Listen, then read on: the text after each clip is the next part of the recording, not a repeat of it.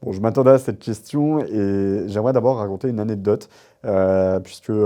je la livre pour la première fois dans le magazine, le prochain magazine de Frontier qui sera disponible en début d'année. Et pour nos auditeurs et ceux qui sont abonnés notamment à la formule Frontier Max, qui permet de recevoir nos magazines directement à domicile, ils découvriront cette anecdote que l'on n'a jamais racontée avec David Alem, qui est directeur de l'information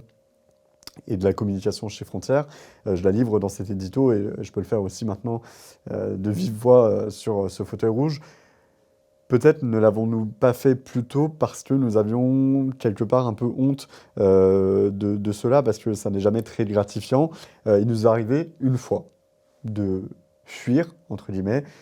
face à l'extrême gauche. Et ça va me permettre de répondre à tous ceux qui nous accusent dans notre propre camp, de ne pas être finalement aussi brutal qu'eux, de ne pas répondre d'une façon aussi brutale et violente. D'abord, nous ne pouvons pas le faire, nous sommes journalistes et nous avons dépassé, nous, le stade de l'animalité et de la sauvagerie que l'extrême gauche, elle, se complaît à